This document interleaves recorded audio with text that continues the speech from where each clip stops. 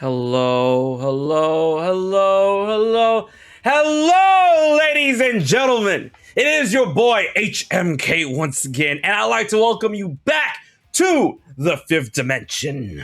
We have a very power-packed show today in which we're going to be talking about the 1 year anniversary since peak fiction came out that is The Legend of Zelda Tears of the Kingdom. We're going to be talking about how it's affected the past and how it will affect the future of the Zelda series. And we have plenty to talk about when it comes to our memories, experiences, and what we loved about Tears of the Kingdom, and of course, all the awesome stuff that has been announced since the 1 year anniversary, which happened a couple of days ago. But here we have an amazing set of Zelda friends, awesome colleagues, and everyone here is psyched for the future of Zelda. Let me go down the list and list them off right now. First and foremost, we have... Is it 1911? I think we're ready to go. We have Bandit! How are you doing today, Hello. Bandit? I'm sorry. I feel like I interrupted something. Oh, it's okay. We were just talking about, weapons. Regular speak. But hello. Thank you for having me on, sir. Of course, it's always good to have you on. So, what am I saying? I was about to say last but not least, but I'm like, what am I doing? Because I'm always used to going down the list of 2 or 3 people. Anyways, everyone, please welcome my good friend Conrad, aka Commonwealth Realm. How you doing today? Doing good. Just an hour actually to the National Day here in Norway, so it's time to celebrate. And we got things to celebrate as well with all the Zelda news we got last week. So let's get started. Oh yeah, I'm ready to get started. Thank you so much for being here as always. And for the first time on the fifth dimension, everyone, please welcome Jess Rappaport. How you doing today? Hi there. Thanks for having me. I'm really happy to be here. Of course, it's so good to finally have you on the fifth dimension. And now we come back to another veteran of the fifth dimension. Everyone, please welcome my boy, Monster Maze. How you doing today? I am doing fantastic. I get to play Zelda today. The whole day I'm going to play, at least tomorrow, I'm going to have a little Zelda marathon. Ooh. So this is a good time to talk about Zelda for me. Get me in the mood for my big sit down. Oh, that's one of these days I just need to take a day off and just pop some popcorn, sit down on my couch. I'm I'm just playing Zelda all day today. No one bothered me. It really is the best. And it really exposes how much you've forgotten. Right? Because some of these games you haven't touched in I don't know, 20 years. Zelda 2, The Adventure of Link. It's a good game. I promise. And now I had to record footage for that for my last video, and I am so bad at that game. It's so brutal. It takes an acquired taste. And that's why I'm we're gonna talk about it. We're gonna talk about it on the stream. Yeah. Sorry. No, you're good. Last but not least, another new member of the fifth dimension. Everyone, please put your hands together for Zelda Jiff World. How you doing today? What's up, HMK? Doing amazing. I am so ready to get my fifth dimension on. Let's go. Oh, that's the energy I like to see on the fifth dimension. Thank you so much for being here. Now, the first thing we gotta talk about, because we're gonna talk all things Zelda, and then Dom got me in the mood of talking about Zelda games are good to remake, but we'll get to that in a little bit. We have to talk about Tears of the Kingdom first. It's been a year since the game has dropped last year, May, and we have had so many awesome experiences, so many opinions about the game, and for it being the sequel to Breath of the Wild, and of course, the big Zelda 20. And then what's on the horizon is truly on the unknown because the Zelda team Nintendo has, sprinkled around the idea that we are done with the era of the wild. We're done with the land of the wild. But before we move on to the next Zelda game, let's reminisce of what we went through when it comes to Tears of the Kingdom and Breath of the Wild when it comes to the era of the wild and Tears of the Kingdom. So I'm going to go around the room really quick. I'm going to go ahead and start with Bandit really quick. Tell me your favorite experience or an experience that stuck with you throughout the journey of Tears of the Kingdom, either back then or up until now. Throughout the journey, let's see. Pausing the game to eat. No, I'm just kidding. Honestly, my favorite things about Tears of the Kingdom are all like thematic type, story element type things. So throughout the game, sounds basic, but honestly, just trying to get back to Zelda. And then spoiler alert. Actually, do we have to do spoiler alerts? I mean, it's been a No, year. there's no spoiler in this chat. It's been All a right, year. I'm just gonna Longer. spoil everything. He saves her, guys, at the end. It No happens. way! It Really? happens, guys. No, I No, never when he- would have guessed. That it sounds basic, dude, but that moment there, the dive, the fact that they like made you play through it, and like, oh man, should have seen my face the first time. I was like holding A. That's all I was doing was holding A, but I was like, grab her, Link. You son of a gun, just grab her. Don't you dare let her fall this time. Nah, that was my favorite. That was my favorite. The music and everything. The grandorness of Right. Tears of the Kingdom. You know, It's beautiful, man. honestly, like you keep saying, like, oh, it's basic, it's basic. I don't think so, because that was just such a powerful moment Thank that, you. like, I appreciate that. like it encapsulated, like, it not only did it encapsulate everything about Tears of the Kingdom, it also encapsulated everything about Breath of the Wild. And I felt like that journey that we've all taken since, if you want to count from the release of Breath of the Wild or when they first announced Breath of the Wild, it could have been 6 years, 7 years. Like, technically speaking, like, 10 years this year, because Breath of the Wild was announced in 2014. And, we've been with... The first... Yep. Oh, sorry, go on. No, you're good. The first trailer back in E3 2014, when they said the game was going to come out 2015, I'm like, that's funny. But even with all of that, like, grandeur of finally grabbing Zelda's hand at the end of this long journey that we've all been a part of, like, no, it's not basic. It's everything. Like, I don't cry often in video games.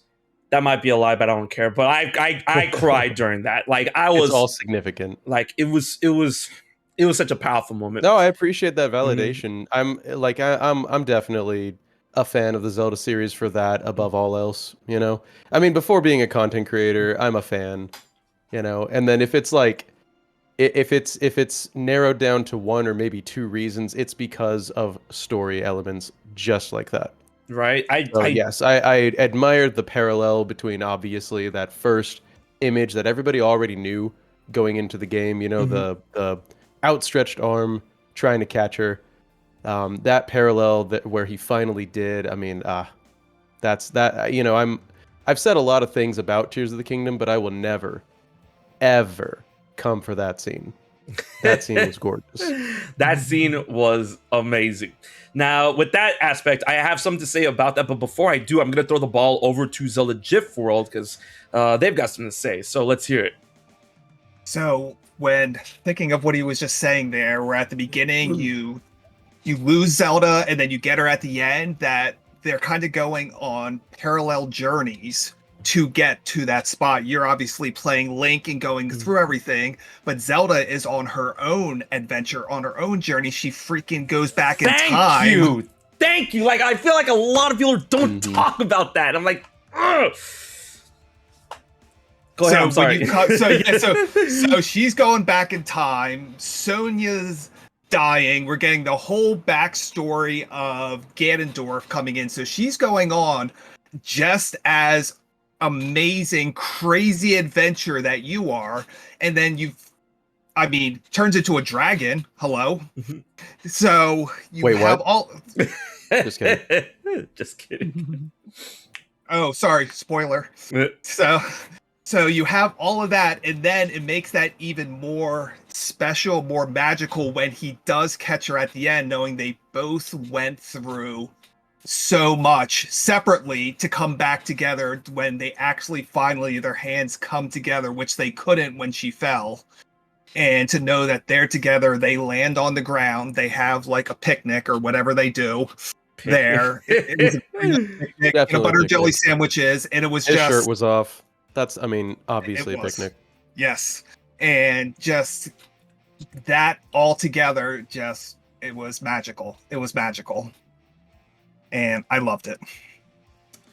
Man, just like hearing all this reminiscing, because like I'm so glad you brought up the whole like dual journey aspect setting of Tears of the Kingdom, because like one thing that a lot of people say when it comes to Tears of the Kingdom and Breath of the Wild's application of the story, which I agree with in a certain degree, is that like the presentation could have been better, it could have used some work, and then Tears of the Kingdom, for a partiality, did what Breath of the Wild did. But the big difference that Tears of the Kingdom had over Breath of the Wild, which I felt that the story, even with this presentation of, going back with the memories and whatnot, is that it is a parallel journey rather than Link trying to piece everything together like he did in Breath of the Wild. That's like the big difference, because Link has his own real-time journey that doesn't have an aspect of a mystery when it comes to his own sense of self.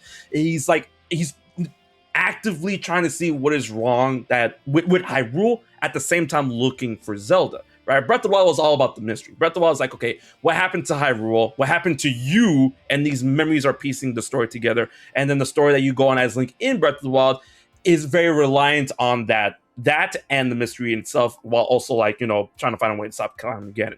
Tears of the Kingdom has Zelda's journey being portrayed to you through these memories while you're going off on your own journey, and then you finally, reconvene at the end of the game, which makes that so much more potent than Breath of the Wild, in my opinion, or many other Zelda games. So that's one point I wanted to get across. But I'm gonna throw the ball over to Conrad now. You have something to say on the aspect? Yeah, I would say so. It's the fact that, you bringing up this whole full circle thing, because that's the way, it's in the logo of the game. Yeah, right. And the final boss is literally two dragons duking it out. And the only reason you can take part in this fight is because of the light dragon. And it's like such an incredible example of how you have to go through all of these elements. And then when you have defeated the final boss, for the first time in a Zelda game, we still have a gameplay sequence, the fall to catch Zelda. That was one thing that I think a lot of people were just surprised by. And some even thought it was just a cutscene. You actually need to control to catch Zelda. It's the physical act of completing it, of just finishing it, because it's not over until you hit that back on the surface, the home of both you and Zelda. So I feel like that is the sky was definitely the highlight of this game, and I wish there was more. Oh, sky. for sure. Oh yeah. But the ending hour, I would say, the whole descent down to the depths of Hyrule Castle, again, the same, especially when you reach that moment where, oh shit, this is where the game started. It just clicks so well together. It's literally 100 out of 100 when you get from that section all the way to the goal. And I love how you brought that up, because Tears of the Kingdom, in terms of its whole ending sequence, I keep saying this, and I'm gonna keep saying it encapsulates the spirit of the game entirely, because we have to go into the depths. One aspect that is introduced in Tears of the Kingdom in order to find Ganondorf. We fight Ganondorf in the depths, and then the fight is brought up to the sky, which is another big thing that they introduced within Tears of the Kingdom in order to end the game of you doing the physical act of catching Zelda as you guys make it back to the surface finally. And I'm like, it's all together. I'm sorry, I don't want to get too, we have a lot of guests here, so I don't want to get too off the rails of that. So with that idea, I'm going to throw the ball over to Jess. Jess, either you want to say something about the ending that we're all gushing about, or do you want to talk about an experience that stuck with you from Tears of the Kingdom? Yeah, I want to talk about a different, I think in the complete opposite way, my favorite part of Tears of the Kingdom was the beginning, that opening section.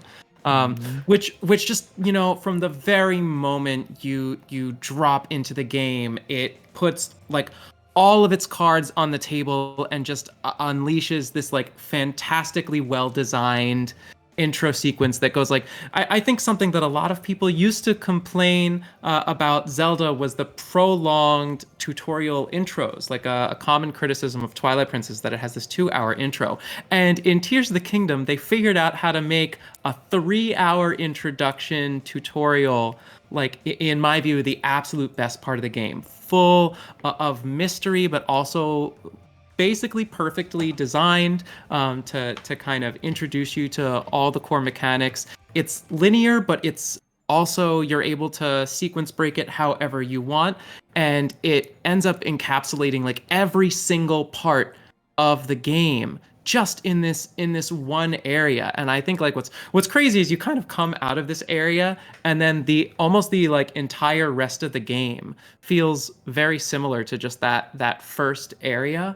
And that's also like what I loved about the Great Plateau in Breath of the Wild as well, is just like they really have mastered putting together these amazing beginning sequences that teach you about the game. And for me, just like the amount of mystery that you had in here, and how fresh everything felt, and how well designed it was, that to me was just like, holy crap, the biggest highlight of the game. Just it just throwing you into this beautiful, well-designed zone that you know they never have an experience like that in the game ever again. I couldn't agree more, because I really do really like the beginning aspects of Breath of the Wild and Tears of the Kingdom, because like you said, it's like at its training wheels, but at the same time they fell off at the same time, where it's like the game teaches you as you go, but where it teaches you is like, you know, part of the game itself actually, rather than just like like it is like it's compartmentalized, but it isn't, because of course you can revisit the Great Sky Island, you can revisit the Great Plateau, and you know, find even more secrets to be had once you get off of each. But the way it does is just such a good way to like not only get you up to speed on how the game is supposed to be played and what you can do in the game, but also give you almost everything you need off rip. Because in Breath of the Wild you get all of the runes and stuff, but Tears of the Kingdom you have to get the picture rune and auto build a little later on after that.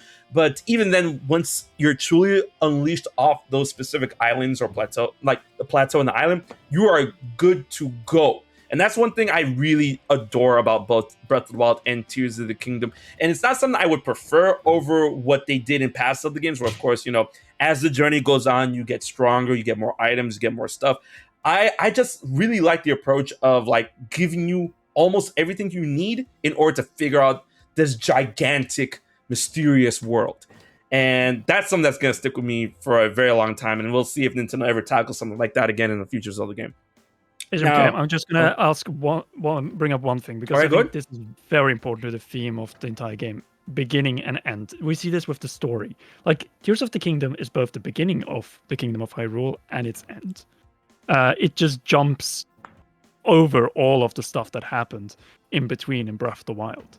It simply acts as a beginning point and an end point at the same time, and I think that is also the whole thing with the double Ouroboros. We have the starting point and the ending point eating at each other, because they're impacting each other from two different directions. Right. And I feel that, of course, that identity is very much exemplified in both Breath of the Wild and Tears of the Kingdom, but I feel that's something that's also something to look at in a lot of Zelda games, and it's a big theme that a lot of people, like, I don't want to say they don't talk about, but it's a very big theme that I feel like gets overlooked a little too much in conversation. And that's like one in my opinion of Zelda's biggest strong points of that whole idea. But before we move on to the next subject, we still have Monster Maze. Monster Maze, do you want to talk about some that we've said already when it comes to an experience that stuck with you, or do you have something new to bring to the table?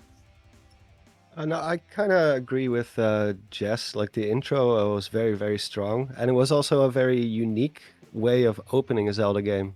Just immediately, you're standing there underground, which is like, if you look at most Zelda games, it always starts with Link waking up somewhere. Like, that's like a recurring theme. Like almost every Zelda game except like Twilight Princess, I think it's like Link waking up somewhere. Like he's always asleep at the beginning. And here it's just like, bam, you're just standing there underground. And it kind of gave me a bit of like Majora's Mask vibes in a way, which was also had a very unique opening that was very different from other Zelda games. So that part, to me, that it just sets such a great mood to just be there in this and the music. Oh my god, the music is so eerie down there. Mm-hmm. And you're just exploring there with Zelda, and she's like an NPC that follows you around. And I don't know, there was something about it that was just really, it was a very powerful opening. And of course the ending was incredible. Probably one of the best like ending segments to a Zelda game ever. Oh, I man. thought the fight with Ganondorf felt like a Souls game almost. Like he was actually pretty difficult. The dragon part not so much, but it was purely for spectacle. Oh yeah, like it was what do you call it? I keep forgetting the term that a lot of people use for that and Dark Beast Ganon. It was a home It's a run. triumph. Like Triumph. a cinematic. Yeah, a triumph. it's I was like a home Almost stretch like fight. A home stretch fight. That's why a Yeah, lot of people call it. It's like an interactive cutscene almost. Yeah. Like, there's not that much to it, but you've earned it because you've beaten like 2 very, very hard versions of Ganondorf before that.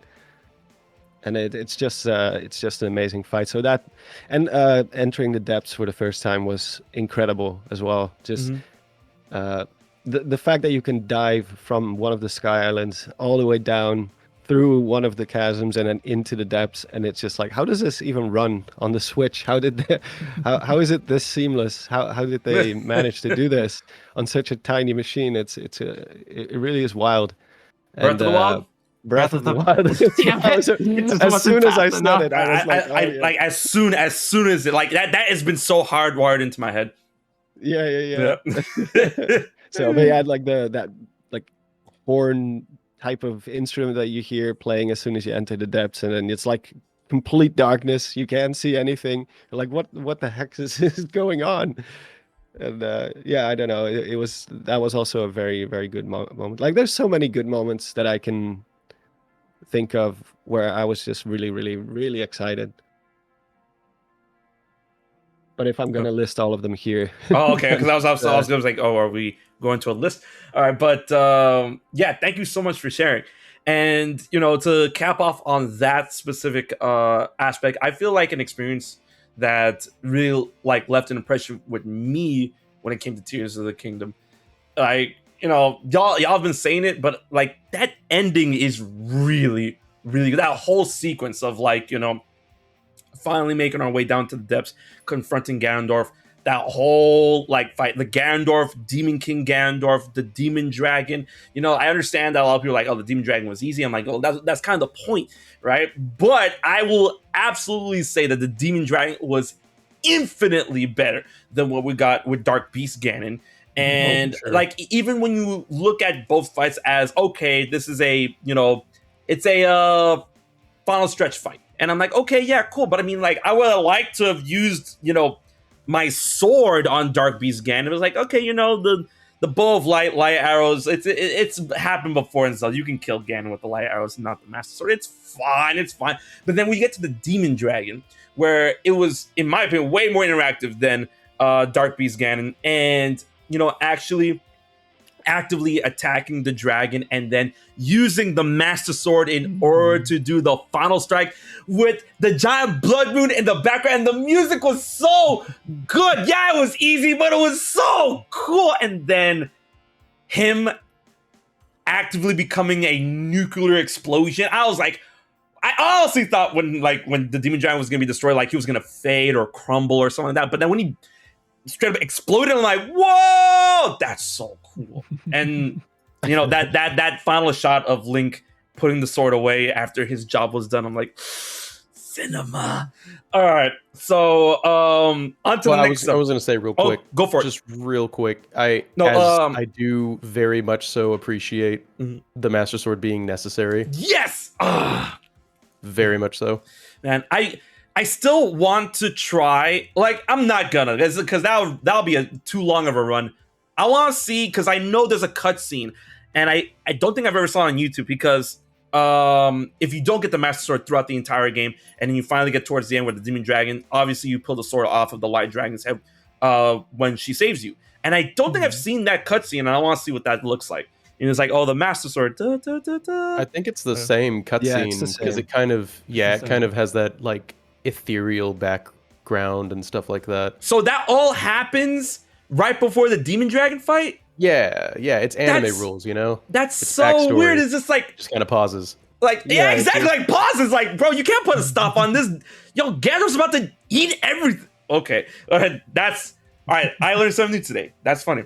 Now moving on to the next aspect when it comes to the Tears of the Kingdom 1 year anniversary, like Conrad said earlier in the stream.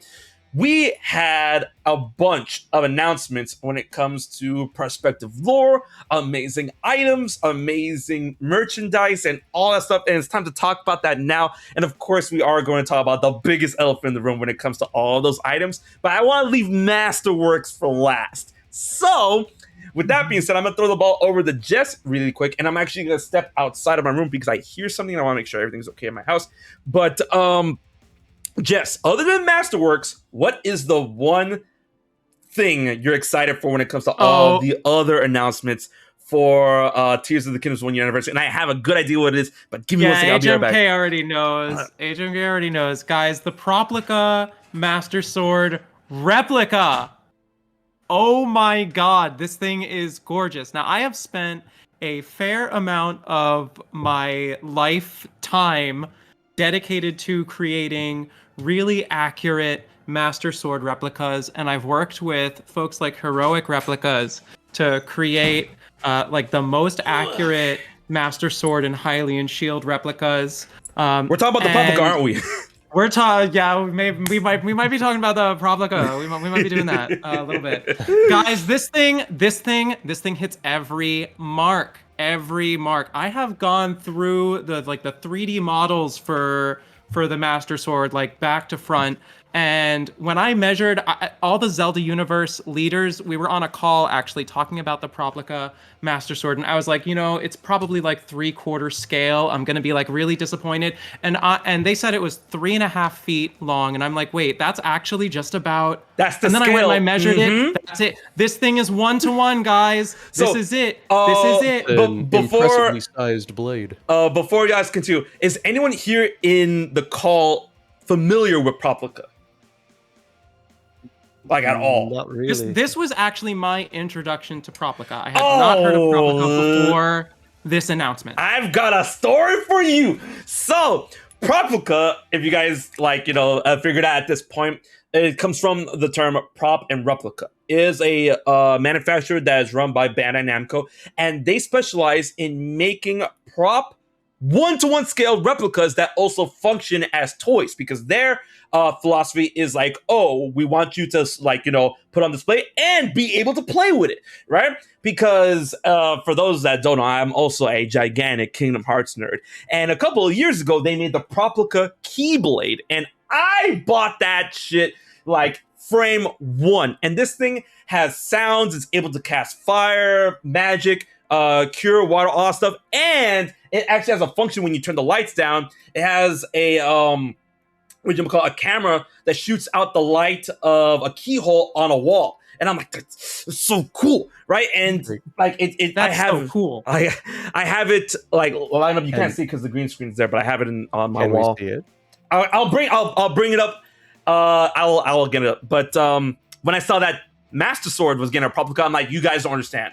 And I found that a lot of people didn't know what Proplica was before this. I'm like, y'all understand, it's over. This is a 1-to-1 scale Master Sword. It's going to have different effects. It is meant to be played with, and if you want to, cosplay Link or Zelda, you can use this because this is officially licensed, sanctioned 1-to-1 scale. I already have this thing pre-ordered.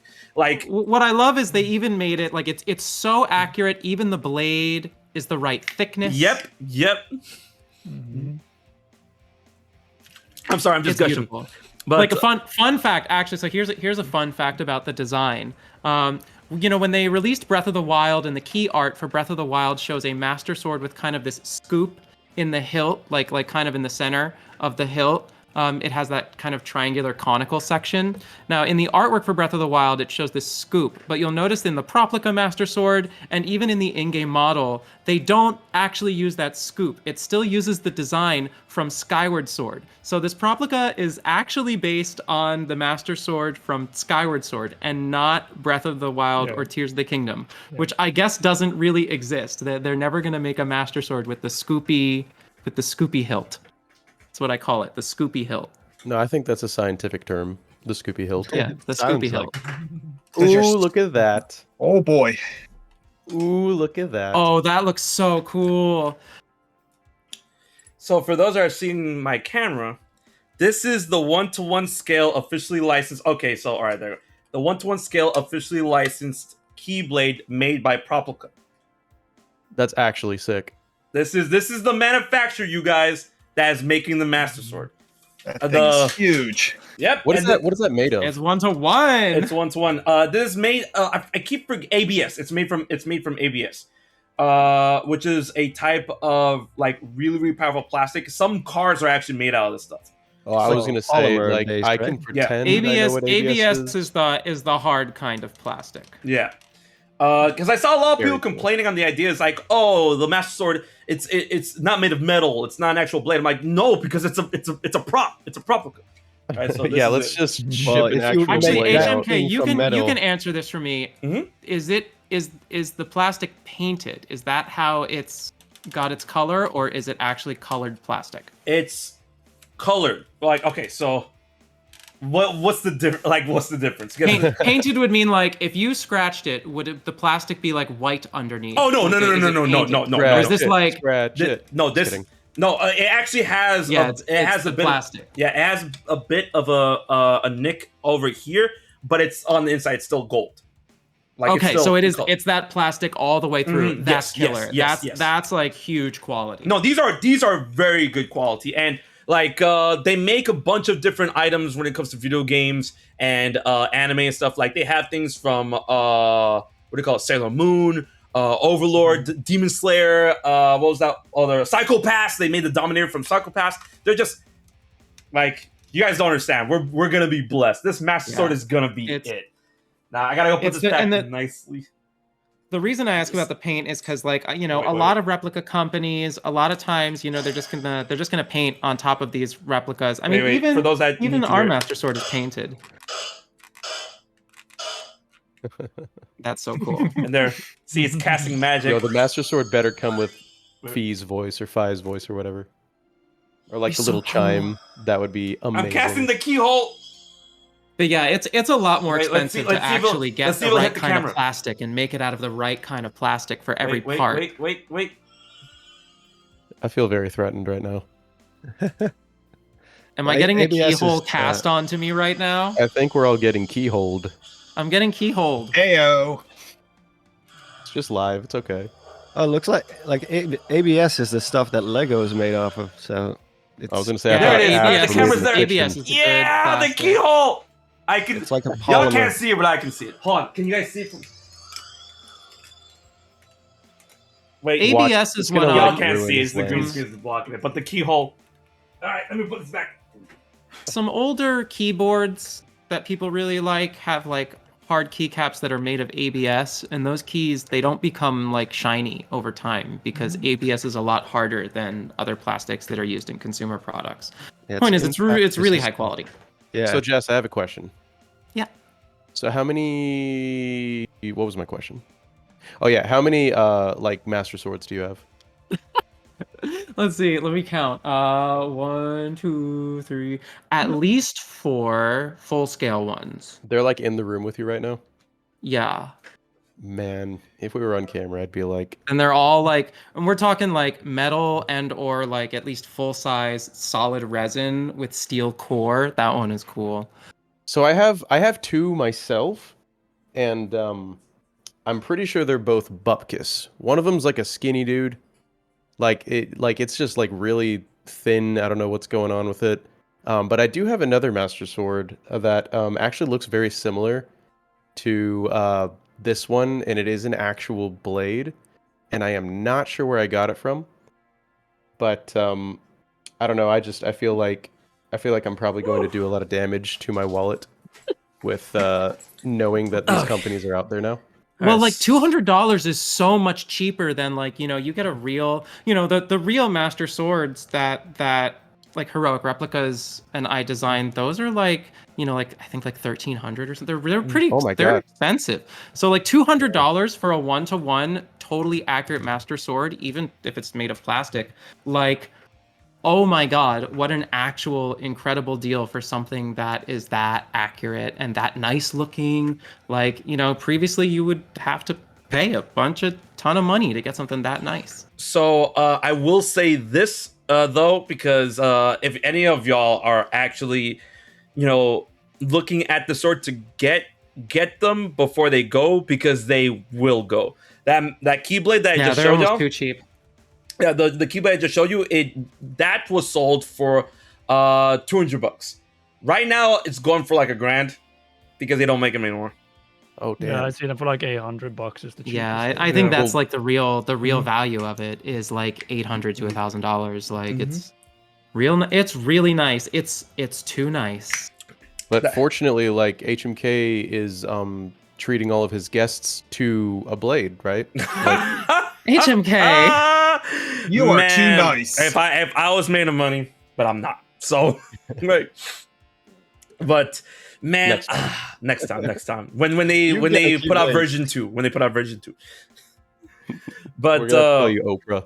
Just When they hide them finally under us. when they redesign the Master Sword, does again, the next Zelda redesign the Master Sword, but for it's not even purple anymore?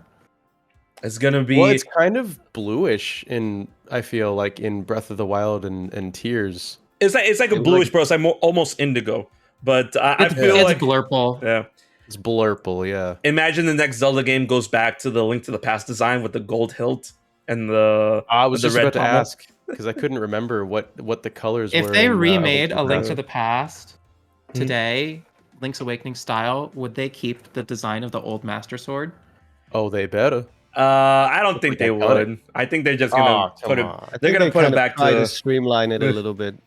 But I'm gonna be real with you though. Like A Link Between Worlds came out, and it's like has its art style, right? And then like just this hyper realistic looking Master Sword. And I'm not gonna lie to you, it always looks a little odd in the pictures and in the artwork and things like that. Because I was kind of expecting it to get a little bit of a Wind Waker treatment, where Right, it's like a in order to redesigned fit blade. to fit the Yeah. the aesthetic of everything else. Yeah, it's like everybody's walking around all chibi, and then it's just like the dead ass Master Sword. I'm like, oh, cool. Nice. Man, the one from Wind Waker is so short. It's a like small boy. half the size. It's but really it gets weird, longer. It do and get longer. and it's funny because like every time I look at like I don't hate the design, trust me, but like every time I look at the Master Sword design from the Wind Waker, and I always look at how short the blade is, and I also hyper focus on the gem, and I'm like, you're too smooth. You're supposed to be a diamond. Wait. HMK. Yeah. HMK. What about the seal? Like the little maker's mark thing that nobody knows where it came from on specifically the Wind Waker Master Sword. You know what I'm talking Wait, about? what is this? You mean on the pommel? Yeah, there's a little. Hold up. Yeah, I'm on the not gonna pommel, say- right? Yeah, that thing, like, it's so odd because I'm like, that's like the one thing that just like when you look at the Master Sword, it has a consistent design. But when you look at the pommel of the Wind Waker Master Sword, I'm like, you are so out of place. What are you? Well, yeah, there's like a seal on it. Oh wait, no, I think it's you mean right like under. at the bottom? Yeah, I think now I'm literally being gaslit into being wrong. Hold up, I have to find where. 'Cause I know found you're this. not talking about the it's right under. Triforce It's mark. right under. No, it's right under Yeah. the gem. I see a what you're little- talking. I'm trying to find a high resolution shot of Yo, it. so you're not it's a gonna little- post It's a it? very particular. Who me? Oh, that thing. Uh, Yeah. Yeah, oh, that thing. It's like, yeah, everybody just kind of sees it and goes, that's a little strange, but okay. Oh, Oh yeah, I've never noticed that before. Yeah, it's like Waker a very Master particular Sword. symbol that doesn't pop up anywhere else Oh, in the yeah. series. Well, doesn't oh the yeah, that. doesn't the Master Yeah. Sword in Ocarina of Time also have kind of like instead of the gem like on one side, it has like a symbol on it? Let me see. I remember something like that. Also, the one from Ocarina of Time is also pretty short. It's a pretty short blade. Well, the compared Ocarina of to- Time Master Sword is like a dead-ass broadsword. It's like, that thing will cleave you. It doesn't even have to be sharp. Yep. Yeah, it's very like a fat. thick boy. Mm. Yeah. We say not thick, we don't say fat. We don't say fat. I was gonna But it's, say artwork, Ocarina of Time. No, this is what I love about the Fifth Dimension. But like we're Oh, just no, for like sure. But yeah, it's like that's what I'm talking Uh, about. Like that little symbol there. Sorry, Mhm. I'm a lore nut, of course. I mean, we all Yeah. are. But it's just, I'm sure you might know. I am of the opinion it might actually be another sword, but we definitely don't have to have that discussion here. You know, but I I'll get get it. I do get it. Where it's like, oh, it's a different sword. It runs by different rules. I look at the pommel. The pommel is so different from like The more you everything think else. about it, The bro. pommel is, Yeah. I never really noticed just how different this, because I spend Mhm. all my time looking at the I don't want to say the canonical Master Sword because the Wind Waker one is canonical, but you know, the one where they haven't changed the Unless. design in like a billion On years. the list. Unless it's canonical, unless. Because like ever since Twilight Princess, we've had like a very like standard Master Sword that like it was very ornate in Twilight Princess, but then they stripped it down a little bit for Skyward Sword, but then it retained the same shape and size in Skyward Sword, and then Skyward Sword, Breath of the Wild, and Tears of the Kingdom are basically like one-to-ones. Yeah, But they did a good job on that. They even Twilight used the Princess in a same nutshell, right? 3D model in game from Skyward Sword on. Like Breath of the Wild and Tears of the Kingdom literally used the Skyward Sword model, yeah. Master Sword model. Yeah, It's very pretty in Skyward Sword. I mean, of course, I think it's just a pretty sword in general. I love the Master Sword. It's like the best sword in gaming. Yeah. But yes, you're right. The Wind Waker one is just kind of like short and stubby, and it's like he's like the ugly duckling. That's the outlier, the black sheep. Yeah, we still love it. To that end, we talked a lot about the Master Sword when it comes to the Tears of the Kingdom announcements, when it comes to the 1 year anniversary and whatnot. And I feel like we all got we all talked about it a little bit. So let's talk about what other things they announced for the 1 year anniversary, including that of the big OST set, which comes like, wait, is it 9 or 10 discs? Ooh, I have not Oh. checked that out. It was like Wait, 9. It's I'm coming so on hyped for the discs? soundtrack though. What's a disc? Yeah, right. CD, Who has the equipment? a compact And- disc ROM. And you know- it is 9. know why, though? 9 discs. Jeez. It's because actually, like, I think all of us, like in America, at least, definitely, you know, we get all of our music digitally. But actually, in Japan, CDs are the they're the majority of Mhm. music sales. Are actually CDs, which is why Nintendo doesn't feel like they have to release it digitally, because in Japan it actually won't do as well as selling the CD. Do you know why a big They- factor of that is? No. I actually don't. So in Japan, cars there are built to last. They almost never buy new cars because the cars that they buy from like 10, 20 years ago still work. And you know what's in all of those cars? They're CD drives. There, yeah. And they listen to music that way. So basically, Nintendo is marketing their music to cars. Well, not Yeah, just Tears of Nintendo, the Kingdom everybody. road Like- Very cool. Very cool. Yeah, it's So also that I- people have the- sound systems back home. Oh, yeah. Like Yamaha, Sony, and so on. They really build a lot of their business on these sound systems, and all of those require you to use CDs pretty much, especially the I older mean, ones. do you know what the first thing I'm gonna do is with those CDs? You're gonna burn them? Rip them. Yep. And then Okay. just digitize them for my devices because you know. And then There's this lose little the thing called sound quality? convenience. How could you? Nah. That's I a skill issue. mean, nah, it's not. Skill issue. No, it's a skill issue. When you digitize the tracks, you lose the analog quality. Okay, well, my ears aren't as young as they used to be. Apparently, I don't care. Ah, CDs don't. That's not analog though, right? it's That's analog optical enough. media. Like you have to go Analog back enough. to- It's a physical disc. It's You analog have to enough. go back damn it. to like those old school records if you wanna go- Vinyls. Yo, Yeah. like whenever Nintendo puts out vinyls, I boss. Like, I don't know if you guys saw like a little sidetrack to that. Do you guys? Does any of y'all know what Snowboard Kids is? No. Like a Yeah, an old PlayStation snowboarding game. Yeah, it came out on the N64 first, and Oh, then 64. Okay. yeah, and Atlas made 3 games, 2 for N64, 1 for PlayStation, and then 1 for the DS. But we don't talk about that one. Not too long ago, they put out a vinyl of that OST for Snowboard Kids, and I bought that shit. And I'm like, man, like if anytime they put out Zelda OSTs or vinyls or anything like that, I will buy that stuff in a heartbeat. Actually, that would be really cool. Oh yeah. Like I've. What? Oh, sorry. Go on. No. I was gonna say something. No, I was gonna say I've been curious about like, you know, better audio quality, especially for video game soundtracks. And let's face it, by video game soundtracks, we mean Nintendo. They're kind of.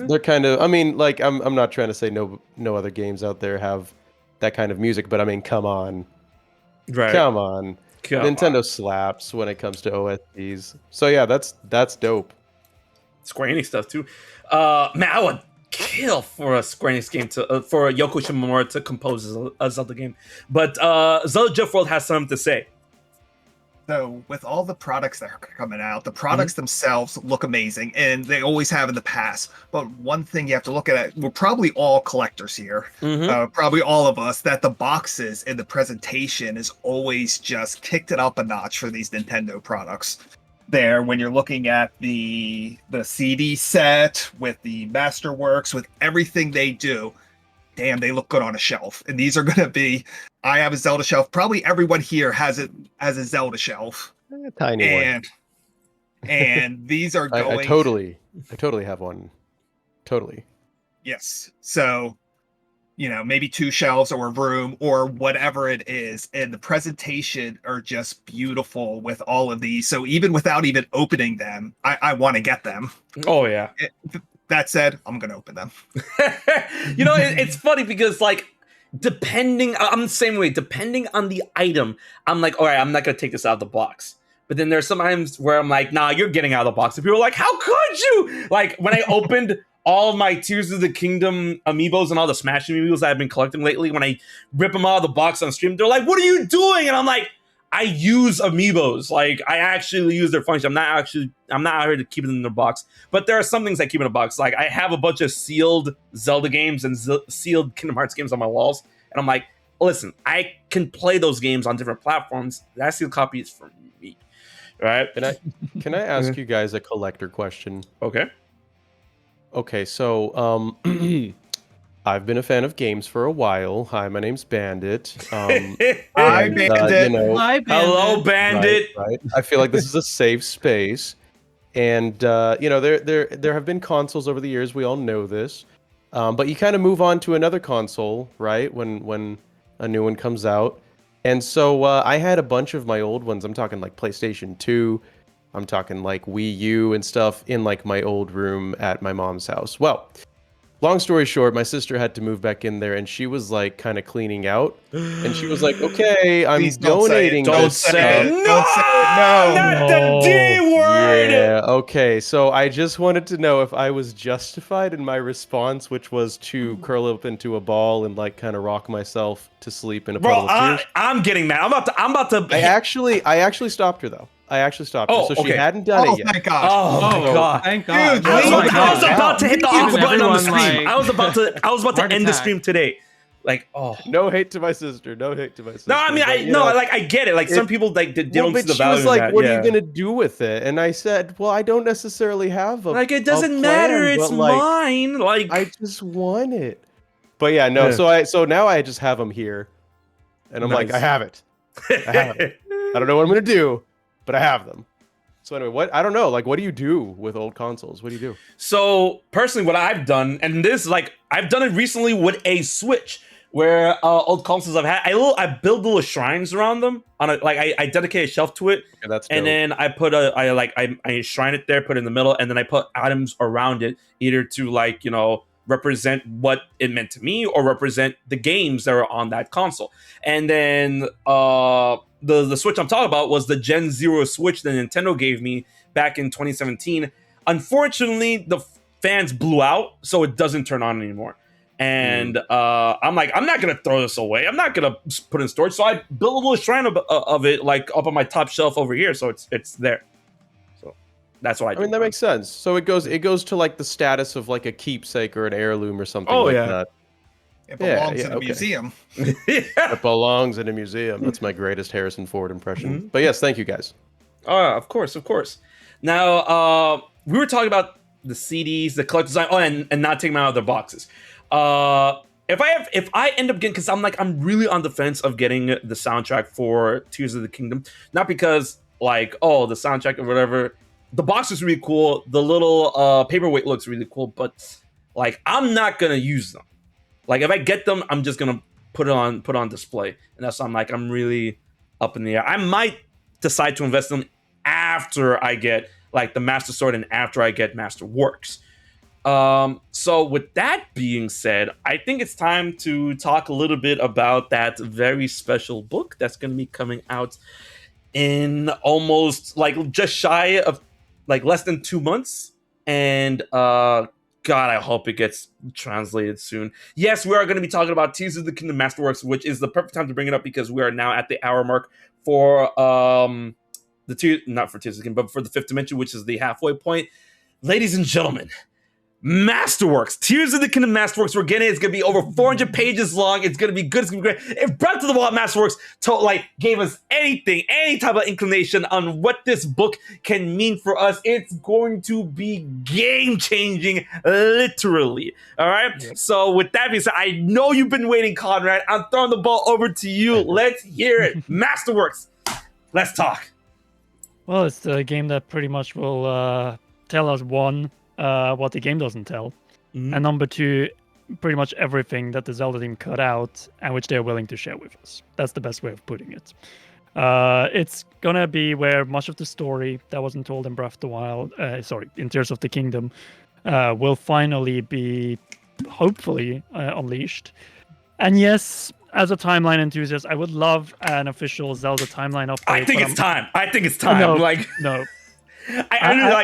I'm enthusiastic as well, but I just feel like they're very comfortable with the position where they are, and I fear that we're just gonna end up with the same pages that we got in Masterworks Breath of the Wild, where you get the time frame that the game covers, and then like the event for every race. Now adding, of course, the Zonai because they were absent in Breath of the Wild Masterworks, but I can't wait to see the maps. I can't see the division of the three layers, that being the existing surface, the new sky, the new depths, and explaining everything that the game simply refused to go through, because it's a game that we for a long time struggled with coming up with good theories.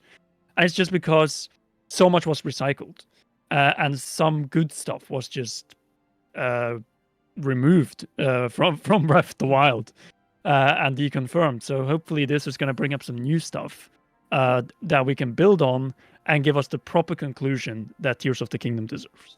Right. In that sense, Breath of the Wild had a lot, and I mean a lot of dedication to outside and underlying lore that was fleshed out or couldn't be as fleshed out as it could from the game itself. And most notably, Breath of the Wild Creating a Champion, which is what Masterworks is called over here, had a whole section, and we all know this because we've been theorizing about it for years, had a whole section dedicated to the mystery of the Zonai, right? And I feel if we were to get something like that, that would not play into the mystery of Tears of the Kingdom, but instead unleash it, this book can truly make the entirety of the era of the Wild story like pure, concise, and complete. And in the sense that Conrad brought up the idea of the timeline, if we're gonna get anything beyond that of Breath of the Wild and Tears of the Kingdom and how it links to the greater timeline, I want to remain hopeful for a couple of reasons. Nintendo's already confirmed that the book will give us a history now compiled of all of the works from Tears of the Kingdom at this point in time, and that probably means in relation to Breath of the Wild as well, because Breath of the Wild said, okay, there's a lot of possible legends, there's a lot of possibilities at hand, it's always up to interpretation. And as we've played through Breath of the Wild, there is a lot, and I mean a lot of references to a bunch of different Zelda games across the three timelines from the timeline split, and Tears of the Kingdom goes into that boat as well. So I do believe that with Nintendo saying that they're ready to move beyond that of the Era of the Wild, I feel that it may finally be a good time for them to possibly, if it's even the smallest hint, tell us how it relates in a more concise way of Tears of the Kingdom Breath of the Wild to the greater timeline, right? And I feel if they do that, there's no harm in it. But if they don't, then it really is no skin off my back, because you can tell right away that Breath of the Wild and Tears of the Kingdom were always made in a story sense and in a thematic, environmental sense, that these games were meant to be outside of the greater timeline in order to be free from all the inhibitors that the timeline could possibly put on the game itself in constructing it. But I feel there's going to be a lot more to talk about when it comes to Masterworks. I just want to touch upon the timeline aspect a little bit, but I want to throw the ball over to Bandit and hear your thoughts on Masterworks. So, actually, wait. I have a question to start off with. Okay. You have been in let's see, you and Conrad and Jess, but I don't know if Jess was in the theory world at this point. Maybe, but some of y'all here were like on the scene as far as like lore crafting is concerned or theory crafting is concerned back before Masterworks came out for Breath of the Wild. Oh yeah. What did that look like before and after? For like, I don't know, because I mean there is such a not all of the gaming franchise out there. In fact, very rarely do we see gaming communities as like passionate about the lore and the theories behind, you know, characters, events, whatever, as we do in the Zelda fandom. So like, how much of that, I guess, would you say was affected by creating a champion? So, like, I've been theorizing about Zelda, like, even before that of Breath of the Wild came out. And, like, Breath of the Wild, like, a lot of people's first Zelda game was Breath of the Wild. And a lot of people need to understand, like, if they didn't decide to go back to Zelda, it's like, oh, I play Breath of the Wild, let me go play Twilight Princess, let me play Wind Waker, let me play Ocarina of Time, all that stuff.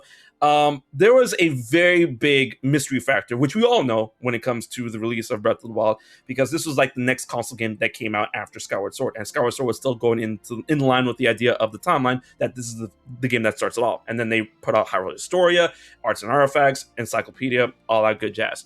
And this is before Creating a Champion came out. So when Breath of the Wild released, the big mystery on that was that where does this fall into the timeline?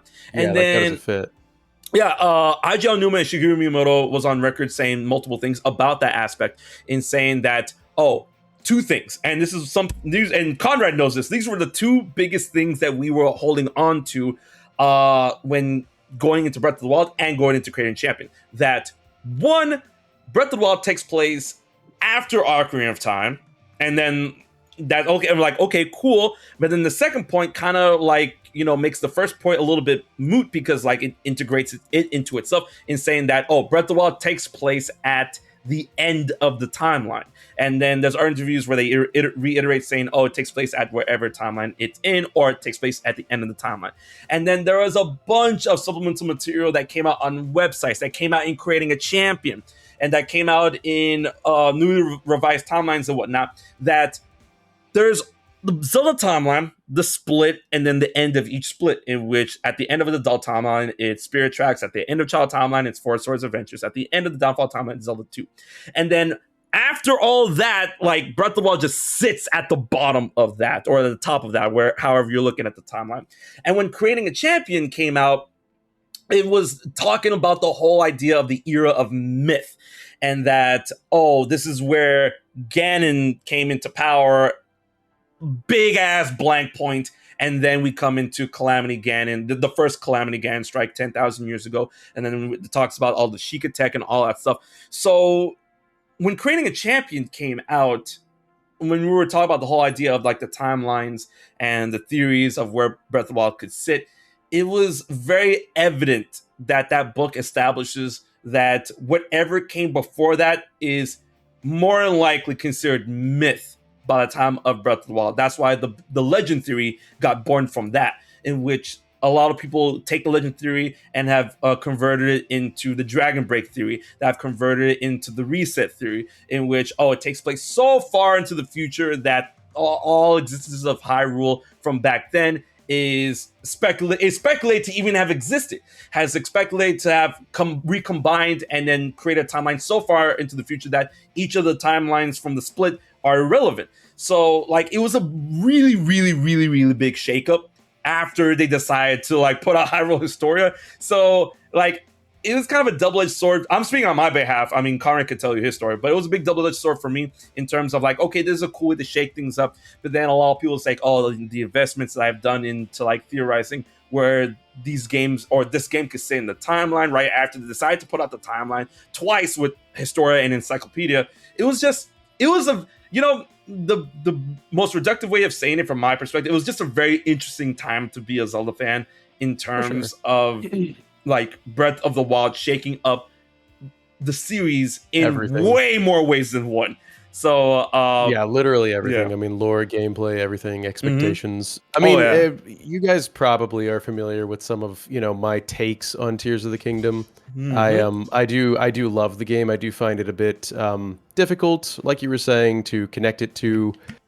And I'm not just talking about like the other games in the franchise and like putting on my super geek hat and saying like, that's not how it happened, like this and that. Like, I mean, it's not just that, it's just that I think what I want most from the book is something tangible. Right. I want something tangible because at this point, like I'm probably leaning more towards the thought process of, like it could be a Dragon Break. It could be, I don't really care. I'm leaning more towards like a reset. Right. I'm thinking that it's exactly what you said. I mean, it's like the old Zelda games and the old timeline is what it is, and there was a period at the end of that, like a Right. period, as in a grammatical, like a grammar period. Like Yeah. that's done, and then whatever happened, and here we are now, and we have new continuities and new pieces of lore. Yeah. I think that for me personally, I just want this new Masterworks to solidify that in Right. some way. Because once Like, we can don't beat around the bush. agree- Say that it's in or it's out. Like, are That's you what in or I'm you saying. out? Yeah. That's exactly what I'm Yeah. saying. Once we can all agree, look at something and agree on like, because there are a lot of people out there that consider Breath of the Wild and Tears of the Kingdom their own canon. Right. And I can see where they're coming from. I'm not saying that's a bad thing. Like I said, I'm not exactly putting my super geek hat on right now. But it would be nice to just know one way or the other. Right. Like and Breath of the Wild did that with creating a champion. I mean, that timeline in the back of the book, I referenced that for like every video or every you know what I mean? It became like Yeah. a new standard. So basically, yeah, that's what I'm looking forward to most is a new standard being brought, And just the Gotcha. confirmation. Right. yeah, a confirmation. There's sometimes just at least like it's like when they first made the official timeline. It was just this moment where we could all agree, like, okay, there is a timeline. Yeah. Like we're not just Right. making things up here. Nintendo does have, they did play into it. It wasn't perfect or anything, but it was at least just the fact because the way I look at it is as soon as you have a definitive answer, it's no longer interesting. Because then you just know. It doesn't. And, Yeah. It doesn't it's create conversation, and Nintendo knows that yeah. because that's how they make money. Exactly. That's when you know. So sometimes people will say like, "Oh, well, it's a bit frustrating because we never get to really, get a definitive answer." And it's like, yeah, that's good. That's actually nice. That's what I in real life find the most interesting about human history is like those periods of time where we just don't have a lot of archaeological records, where it's like tens of thousands of years where we just don't know exactly what happened. And Alexandra's that's why, library. yeah, that kind of stuff. That's why Man. the Atlantis myth is so appealing to people. It's because there is something lost there that people are drawn to. And I feel the same way about Zelda lore as well. The idea that so much time has passed that we can all come up with different stories, and whatever you think is the most interesting one, you can kind of make that one up for, like, make that your headcanon in a way. So I And do I think, and that's what keeps it being like a legend, Like Right. I think they deliberately insert things that aren't explained in order to make sure that there's always a part of the world that is, basically has plausible Mysterious. deniability built in. Yeah, mysterious. Yeah. I think there's Yeah. a really good way to do that that inspires discussions like this one, and I think that they've done that very, very well. But I also think that there's a way to do it, I guess, a bit too much. And I'm not just arguing semantics. Like, I'll give examples. Yeah. Like, example one, right? The hero shade, in Twilight Princess. Like, everybody was debating what the identity was of the hero shade, and obviously eventually they were like, yo, it actually is Hero of Time. But to this day, people still say to this day, people still question whether or not like he's a Stalfos or like Oh, a shade. Oh, See, yeah. you see what I mean? You I see what I love mean? that you brought that up but- because I'm like, no, because then people are like, he's a Stalfos. He got lost in the Lost Woods. So like, that's not how it works. Like, Bro, like I'm right there with you. I'm literally right there with I you. love how you brought that I do not up. believe he's a Stalfos, but that's an example of how to do it Ugh. right, is what I'm saying. yeah, Like, yeah. you have 90% of the groundwork, and that last 10%, you're like, wait, but Just you live with just enough wiggle room. For yeah, that, you know. and then an example that I don't think quite hits the mark. It's like 90% guessing room. Is like I'm just gonna say it, the imprisoning war. Like we had an imprisoning war. Wait, which that was called the imprisoning the war. Tears of the Kingdom Imprisoner War. Okay, the fact that you say which one is exactly what I'm talking about. Yeah. So I it's mean, 'cause, like- they're different. They Well, should they have are called it different, something but- else. They should have called it something else because They you did know, it on well, but it purpose. I also- felt like. Well, yeah, but it Yeah. also entails the sages. I mean, like it's the same type of war Excuse that me, they're known happened. as the wise men in the original dubbing. The wise people, sage individuals. All right, but They're but I sages. mean, you see what I mean. You see what I mean. They're like yeah. it's like that's an example of how to just leave the door wide open, and then the only solution is exactly what we just said. Clearly, they're two different ones. Right. And it's like it would be like, you know, if for instance they brought, well, I guess they did, right? They did the same thing with Rauru. It's like you know, did they Man. have to name him Rauru? Yeah, They exactly. did not have to do They that. didn't have But to. they did that on purpose. the- And then knowing that all of us would be like, okay, there's this connection, there's that Yeah. connection, there's Yo, I was and about to then bring that up. I'm eventually- like, yo, Yeah, I was but- bouncing off the walls when they said Imprison War and then Raru right Everybody afterwards. was. I'm like, bro, Downfall timeline, let's go. And Everybody then, was, man. It was so like it was like hype levels 10,000, and that is purely lore based. yeah, Purely lore based hype. You know what I mean? And that is exactly what I'm going to be a little critical here, but that is exactly what Tears of the Kingdom let down, because you had all this hype that was purely story based. And it didn't have to be, right? You didn't have to name him robbery. You didn't have to call it the imprisoning war, but they did, and they specifically just did something else with it. It was almost to solidify the fact that it is a new continuity now. right. You know, like JoJo Part, 7? 7. Mm-hmm. Steel Steel Ball Ball Run. Run. Yep. Yeah, this is essentially Zelda's JoJo Part 7. Yeah. So I just anyway, but that's what I'm looking forward to with the book, is just something that we can, so that we can at least agree on that, and then Yeah, like- you know, so that it will I give would- birth to a new era of theory. I've been saying this already before, but I would say that Tears of the Kingdom mirrors Ocarina of Time and the events that come as a result of that A lot. game. Yeah. A lot. And I mean, And a little a bit lot. of a link to the past. Yeah, but those two games are connected directly, pretty much. Oh, yeah. The consequence era of A Ocarina Link of to the Time Past was the biggest leads directly into trendsetter the of improvements. the Zelda games until I- Breath of the Wild. But before you finish your thought, Conrad, I just want to know, like, who here was part of the Zelda community long enough to remember when people complained about Ocarina of Time when it first released? Was like, this is just a Link to the Past in 3D. Ooh, I was there. I wasn't. I was like, I only really have memories of like 2001 onwards. Like 9/11 happened, and then my consciousness spawned.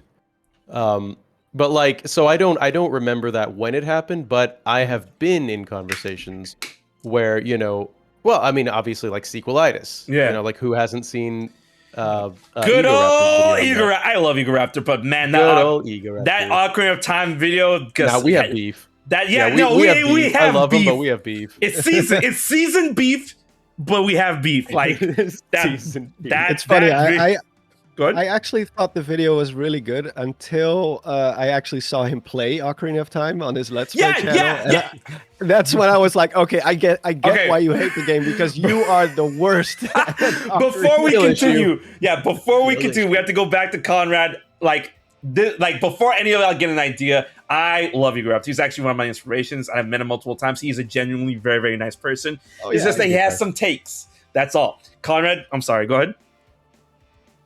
Did I? No, I didn't ask a word. No, because you were, because we would kind of went off a point because you were talking about how Ocarina of Time and Link to the Past, they were like, Tears of the Kingdom was a lot of that. So yeah. Yeah, like it just feels very much that they took, instead of coming up with new characters, coming up with new scenarios, it just felt like, the temples had even the same thematics as in Ocarina of Time. Suddenly we once again had a fire temple, we had a water temple, literally the same title as in Ocarina of Time. And I think it was very much intentional from the Zelda team. It's like, yeah, we can, it's kind of, they want to push that past away so that they can now bring a new reality which meets the same standard as those games. And of course, a lot of us will say these dungeons are not on the same level. The story is not on the same level because of the fragmentation, because of how you make it so convoluted. You put sandbox instead in front, and put that in front of a good cohesive storytelling where the player feels that he constantly takes part in evolving the story. While in these two games, unfortunately, you are not shaping the story. The story has already been kind of set in stone, which it pretty much has. At the beginning of the game, it's just covered up by stones, Literally. Secret stones. I see what you're saying. I'm gonna make Nintendo a deal. You Go. know, if it's fine, you take away the timeline, redo it. That's fine, but give us an Ocarina of Time remake. Yeah. And then we can part ways. Like old chums. At first I was like, but then I'm like, I thought about it for 2 seconds. I'm like, what? Dude, a remake. That idea would be really, really cool. Like, if Nintendo really decides to, like, all right, here's the timeline, we're dumping it in the trash. Because if they were to do an Ocarina of Time remake, like a straight from the ground up remake, I feel there's going to be a lot of added exposition to the game that wasn't in the original, in order to either better explain things, flesh out other characters, or flesh out certain moments, in order to bring like an adventure that will probably last around 20 hours into an adventure that will last for like 40, 50 hours, with all that added context that wasn't able to be done, or they didn't think of at the time when they first made the game. And if they were to put out a game like that, of course that will put the timeline in shambles, because they added all this new stuff. And I would be down for that. I would be 100% down for that, man. It'd be dope. But I mean, either way, like, I just think that the timeline is, it is what it is at this point. It was always convoluted. I mean, before Breath of the Wild came out, people were already being like, yo, what is going on in the Zelda fandom? And we were all like, yeah, I think I was asked. Oh, go ahead. I was asked like earlier, like, was I around when Breath of the Wild Masterworks came out, and what was that like? And I think like I've been in the Zelda community now for so long that a lot of my brain, as far as timeline stuff, it shut off like basically when Hyrule Historia and like that timeline stuff came out, my whole brain just started tuning out all discussions about timeline, because it's like, it's just been clear to me that an official document about a timeline stuff is just never going to be sincere or set. Like, actually, our discussions about it are better than like what Give me Nintendo 1 second. offers.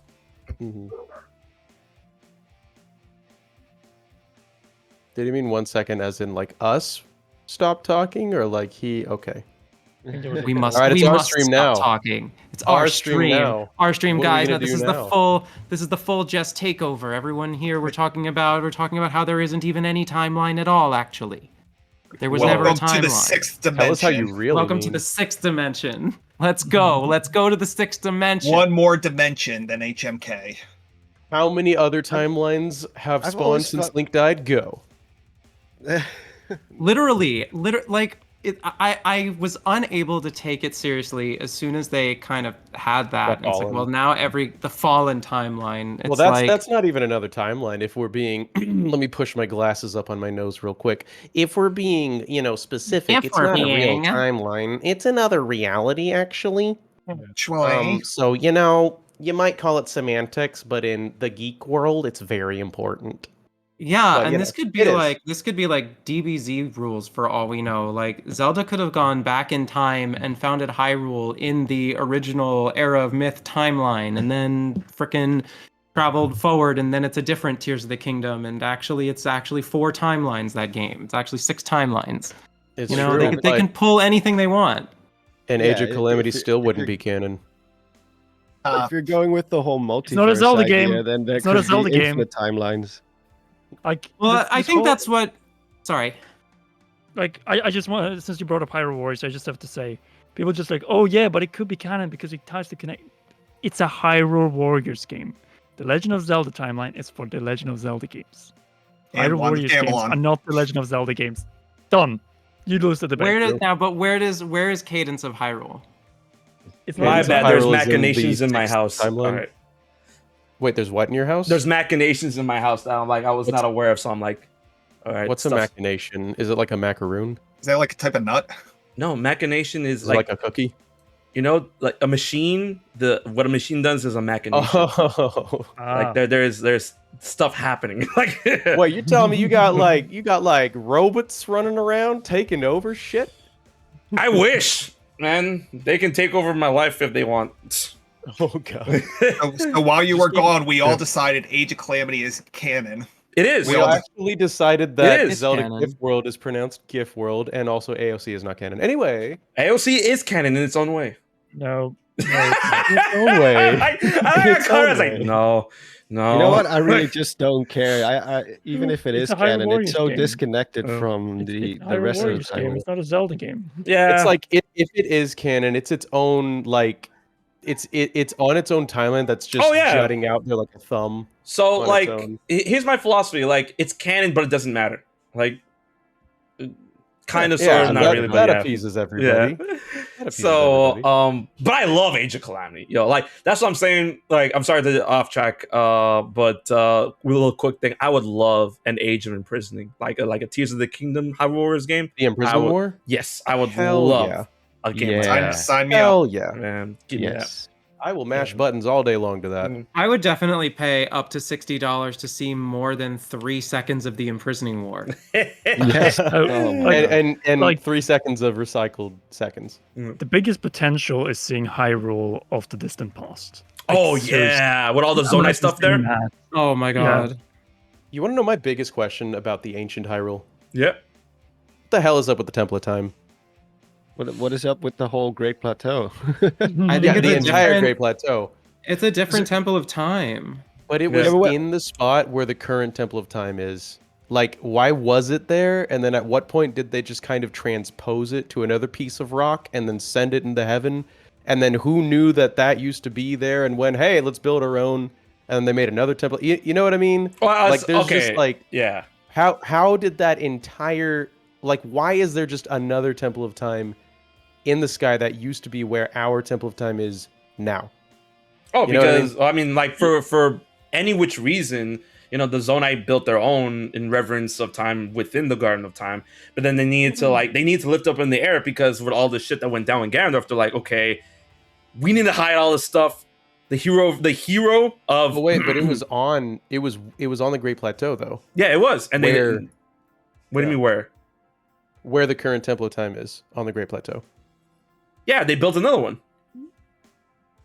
They built another Yeah, one my that looked my, like gu- it. my Yeah. guess is that just through the ages of like passing down Mhm. as legend, literally, like it was just known that that spot was a temple or sacred spot dedicated to time. Yeah, So Mhm. more Temple of Times could have just been built there because this is a sacred place for time. oh No, yeah, you're right. Multiple Temple of Times actually is. Yeah, I didn't think about that. yeah. That's feels definitely more gonna be like a a question fake that's gonna film be lined up. answered in Masterworks.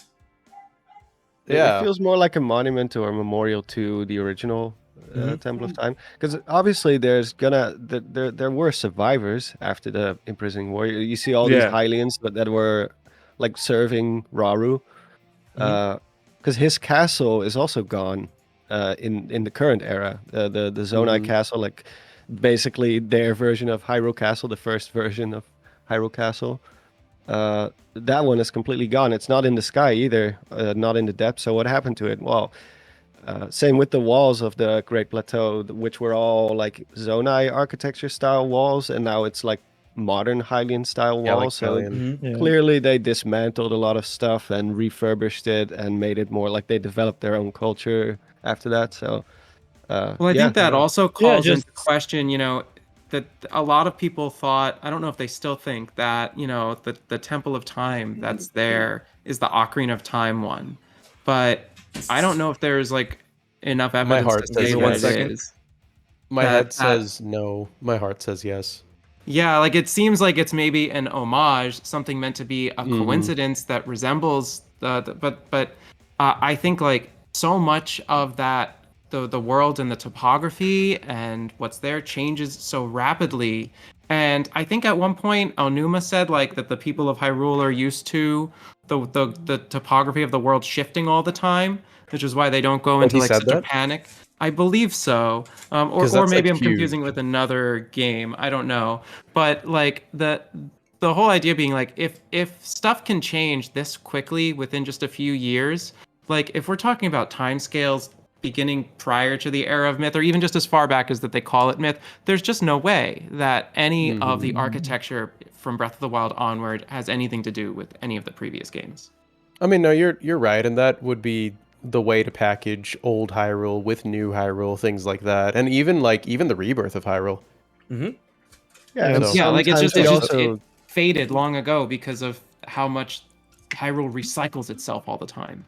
and sometimes we just have to accept that something is just a little Easter egg for the fans, like It's because true. like Lon No. Lon Ranch, the ranch ruins in Breath There's of the no Wild. It's way. This is why I don't Mabe do it, Ranch, because I just- Mabe that is Ranch, not Lon The Lon Kabosh Ranch. on It's, fun. Mabe it's Ranch. impossible.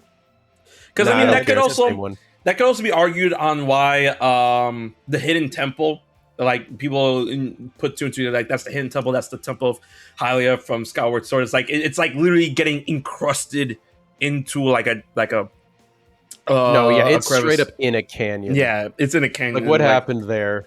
Like- Yeah, but technically it cannot be the same temple though. Yeah, I know, that because one like was people destroyed. theorize, they're like, oh, is this the same one? It's like, oh, is that the original? That because I mean, Tears of the Kingdom establishes that that's the mother Hylia statue, and if we're like Right. gonna say it's the mother one, then it must be the original one. It must be like the main one, the one from Skyward Sword. But of course, like how would something like that survive like more than 10,000 years? Like God knows how long, 10,000 years was like between Breath of the Wild and the first Calamity. And then we have God knows how many years before that from Skyward Sword. So like how will something like that survive? Well, not to mention the lore says that I think it says that Raru Built like during the Interloper War, Mhm. that temple was completely destroyed, and Raru basically took it down and built the Temple of Time that we know from Ocarina of Time on top on of top it. of the ruins of that. Mhm. Mhm. Yeah, on top of the ruins.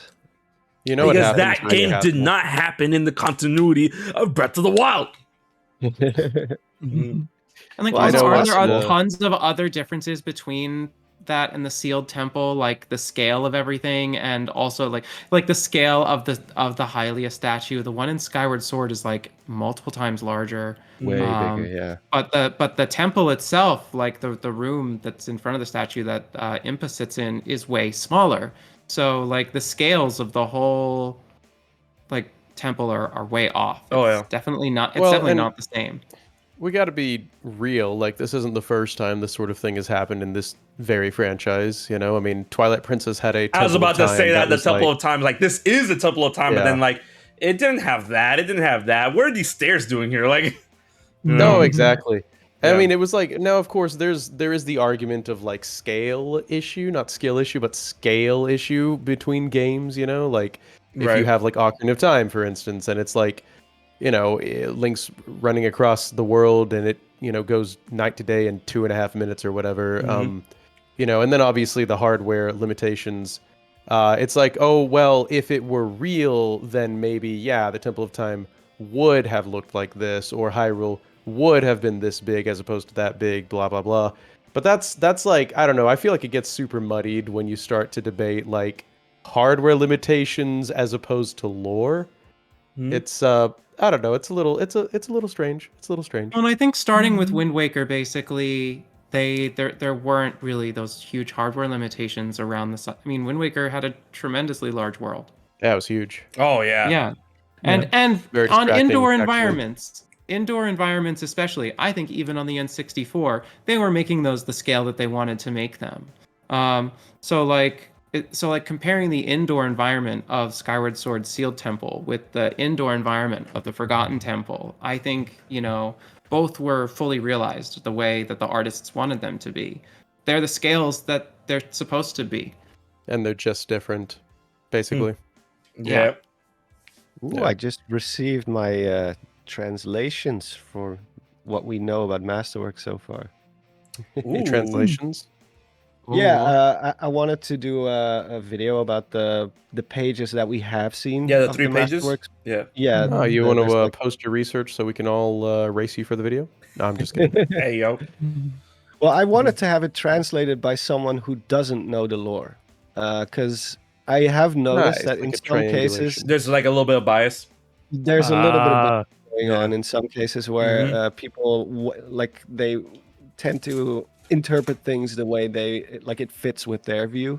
So I thought, why not have it like translated by someone who doesn't know the lore, and just have them translated as closely and literal as possible. So I just got that one. I got Someone all from the the outside pages. looking in. Yeah, I think it's a nice alternative way to look at it, because obviously there's No, it's people smart. who are working on it. Are you so? Speaking of translations, by the way, the book does not currently have an English release date. It does unless I missed not, something. and I'm glad you brought that up, because I really hope that if and when I say when we get a translation for this, I hope it's not almost a year, because the difference between the release dates of Creating a Champion and Masterworks was like 1 month shy of a year. yeah, 11 months. It was I would 11 probably, months. I would probably expect the same this time again. No. To be completely fair, Please. I already I reached out to the lead editor of Dark Horse. Creating a Champion. Yeah. Of Dark Horse. Well, specifically the lead editor of most of the books Yeah. that we got here, because I interviewed him for one Yeah, of my I was videos. gonna say. Mhm. I remember that. So I was interview. like, "Hey man, you're gonna You be working on it, man? Like- you're gonna be have some work cut out for you." And he was like, "Dude, honestly, you beat me to the news that, Oh, that the book is no. coming. So whatever Yeah, is it's going to here. happen, It's here. he couldn't give me any info about it. Obviously, All right, he doesn't- July next year. Let's go. even if he did know, he wouldn't have told me, because Right. obviously they will be under NDA and all that kind of stuff. Yep. So I totally get that, but it's so much work, man. Like the stuff that he told me, all the fact checking that they do, and all like there's so many eyeballs on that text alone, just getting all the translations perfect. And it goes through like third-party translations again after that, and they even go to places in the game to verify certain information. Even for the English version, they did that. It's nuts. So I think a year is probably realistic. Well, I think a lot of people underestimate how long localization takes, especially in Oh, it the does. European region where we are. Me and my monster mates. There's just so many languages that, like, these kind of things can literally delay the release of games on Nintendo systems easily, because suddenly you need accurate translations in German, French, Spanish, Italian, Dutch has been added in the recent years as well, and all of them needs to be translated, and usually these are translated directly from Japanese, because in the past they used to just use the English version and then quickly translate that. Yeah. But now this is why we see that some of the European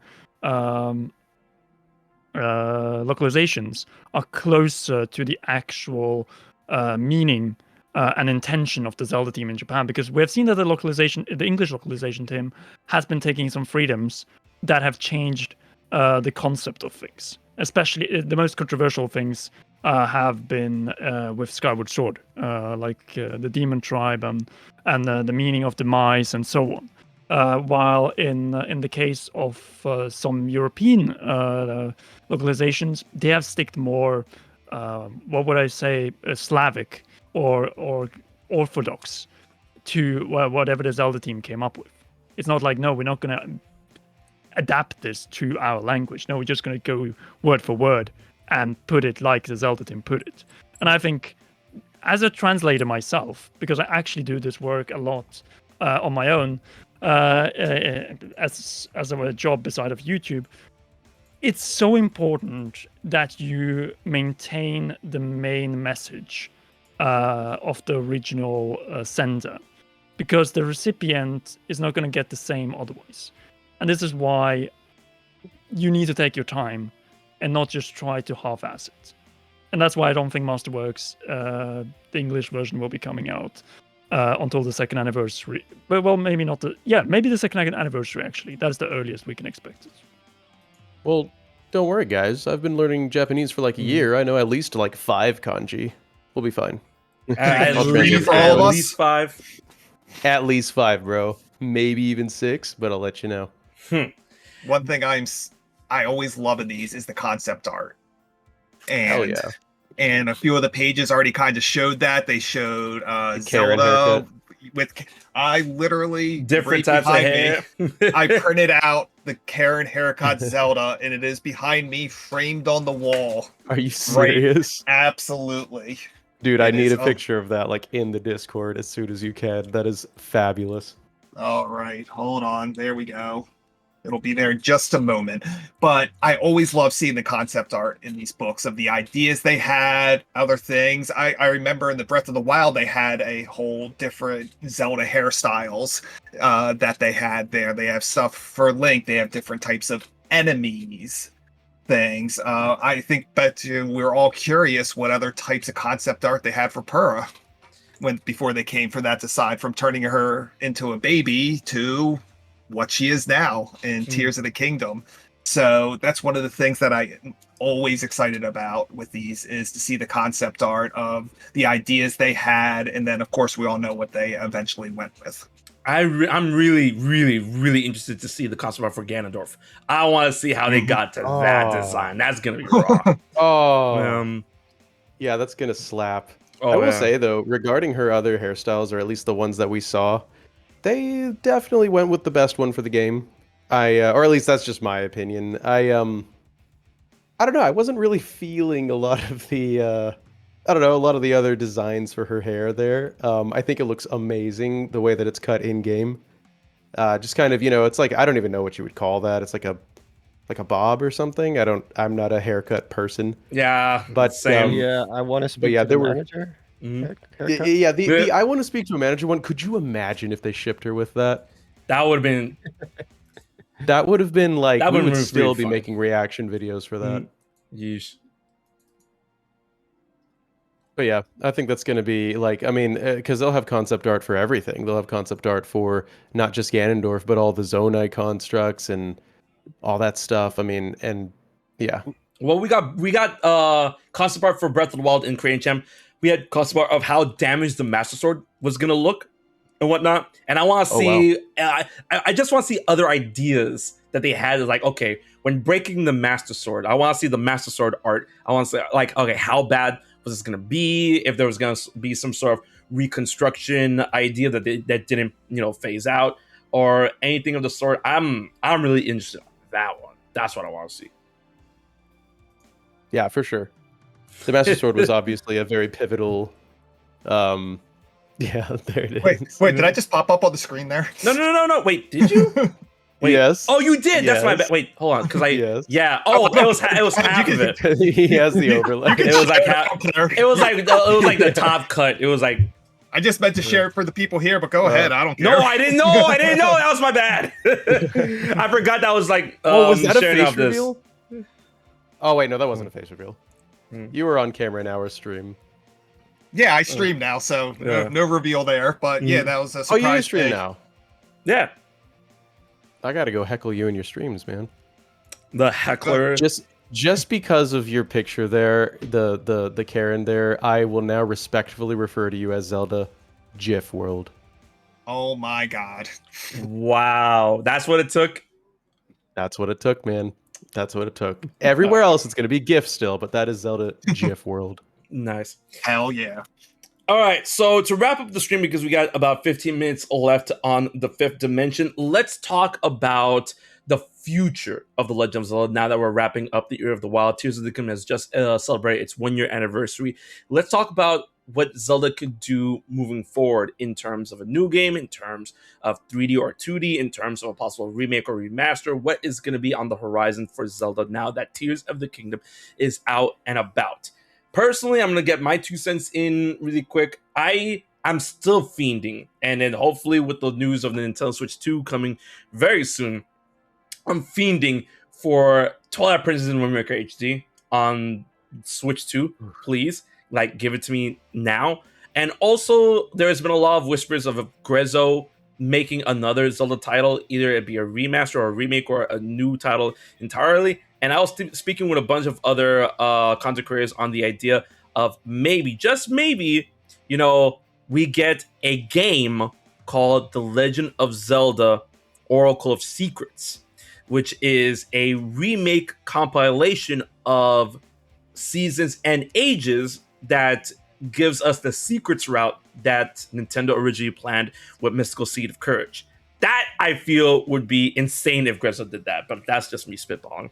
I'm going to throw the ball over to Monster Maze first on what ideas you have, or what would you like to see with the future of Zelda?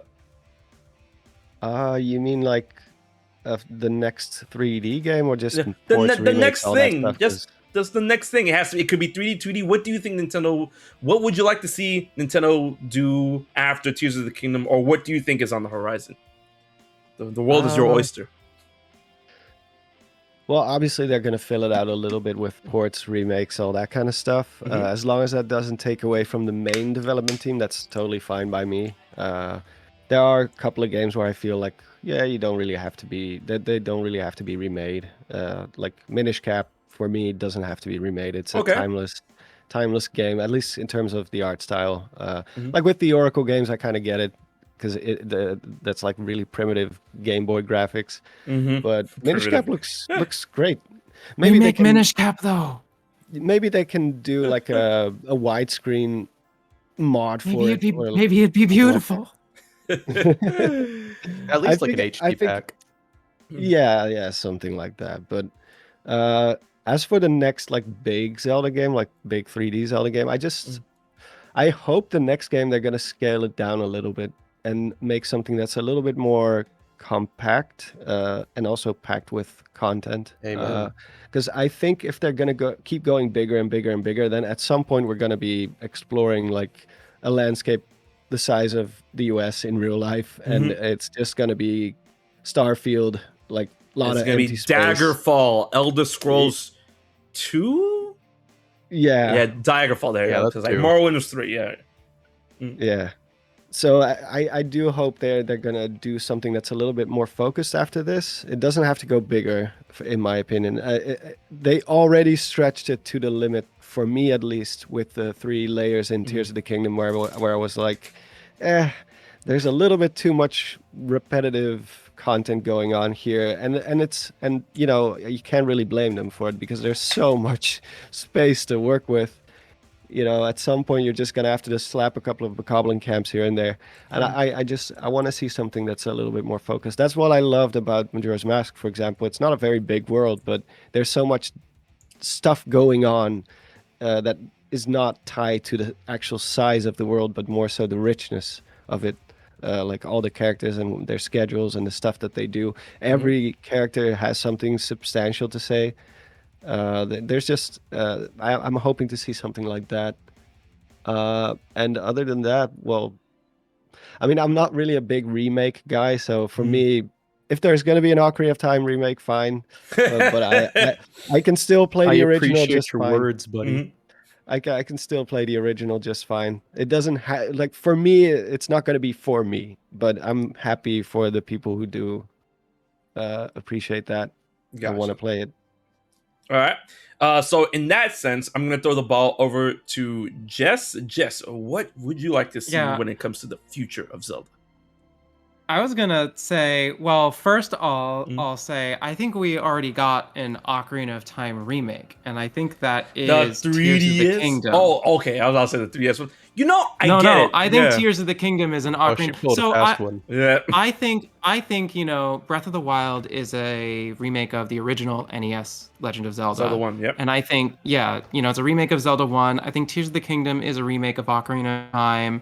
And so what I'd really like to see from the next Zelda is a remake, let's call them reimaginings then, of the Wind Waker. Give me an open air Wind Waker experience and fully realize sunken Hyrule.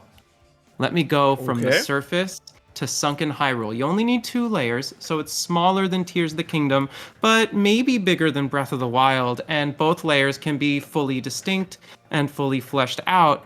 So, you don't get the situation with the sky where it's like there's almost nothing there, or the depths where it's bland. You can have like all the environments realized, and you don't have to reuse Breath of the Wild's Hyrule. You get a full, like, different kind of sunken Hyrule, plus you've got a much more expanded ocean. For me, this would be like peak. It obviously wouldn't be anything actually related to Wind Waker. It would just be kind of a spiritual, like it would just be a reimagining of it as a different game. I'm That's what I thinking wanna like see. Wind Waker Or prequel. Subnautica. And give me a Wind Waker prequel. That would be dope. Shows the origins of Tetra's pirate crew.